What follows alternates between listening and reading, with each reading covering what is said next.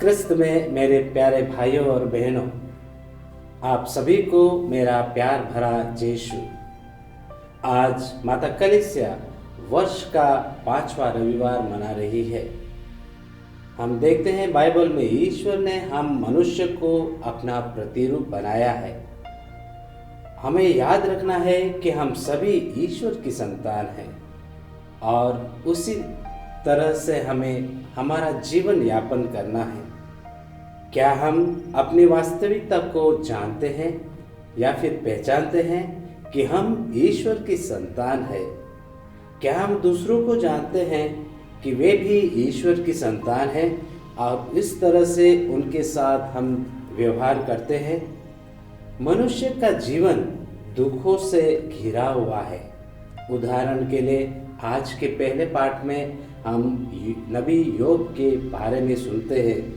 नबी योग हमें बताते हैं, मुझे महीनों निराशा में काटना पड़ता है, दुख भरी रातें मेरे भाग्य में लिखी है। शैया पर लेटते ही मैं कहता हूँ भोर कब होगी, उठते ही सोचता हूँ कि संध्या कब होगी, और मैं सायकाल तक परेशान रहता हूँ। क्रिस्त में प्यारे भाई और बहनों, योग ने अपना दुख सहन किया। बाद में उसको पता चला कि यह एक ईश्वर की योजना है और कहता है कि ईश्वर ने दिया और ईश्वर ने ले लिया। प्यारे भाई और बहनों, दुख भगवान के द्वारा नहीं आता है, लेकिन हम हमारे पापों के कारण भी दुख में सहभागी हो जाते हैं। हमारे में सब तरह की इस तरफ से दुख होते हैं, शारीरिक रूप से, मानसिक रूप से, पारिवारिक रूप से, सामाजिक अथवा धार्मिक दुख होते हैं। हमारे में बहुत सारे दुख, कष्ट और बीमारी भी होती है। एक बूढ़े व्यक्ति का बेटा था, उसका लालन पालन वह बूढ़ा उस बेटे को कर रहा था। बहुत मेहनत करके, मजदूरी करके उसको बड़ा किया, लालन पालन किया और पढ़ाया। एक दिन वह बुजुर्ग काम पर गया और छत पर से गिर पड़ा। उसकी रीढ़ की हड्डी टूट गई थी।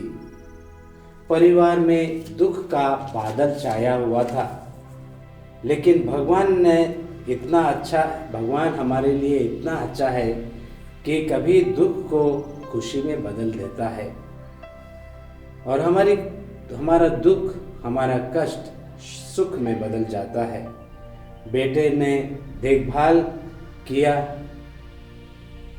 लेकिन उसके पहले बेटे को नौकरी लग गई और नौकरी मिल जाने के बाद उस बेटे ने उसके बुजुर्ग पिता का देखभाल किया, उसको दवाई करवाया और बेटे पर प्रभु का अनुग्रह और प्रभु की विशेष कृपा और आशीष बनी रही। दिन जो दुखी के थे वो खुशी में बदल गए। आज के सुसमाचार में भी हम पाते हैं कि प्रभु यीशु सिमोन पेतरुस के घर जाता है। सिमोन की सास बुखार में पड़ी हुई थी। लोगों ने तुरंत उसके विषय में बतलाया। यीशु उसके पास आए और बुखार उनको स्पर्श किया और बुखार उनका जाता रहा। प्यारे भाई और बहनों, हमें भी चंगाई की ज़रूरत है। हम भी कहीं न कहीं रूप से बीमार हैं, हमारे में भी कष्ट है, दुख है, और उस दुख, कष्ट और बीमारी का इलाज सिर्फ प्रभु यीशु क्रिस्त है। प्रभु यीशु हमें स्पर्श करते हैं। हमें प्रभु यीशु के स्पर्श की ज़रूरत होती है। प्यारे भाई और बहनों, आइए हम हमारे जीवन में भी दुख और कष्ट और बीमारी से दूर रहना है तो हमें प्रभु के स्पर्श की ज़रूरत है। क्या हम प्रभु यीशु को हमारे जीवन में स्पर्श देते हैं? आइए हम मनन चिंतन करें और प्रभु से विशेष कृपा और आशीष मांगे, ताकि हम प्रभु के स्पर्श से भले चंगे हो जाए। पिता, पुत्र और पवित्र आत्मा के नाम पर आमीन।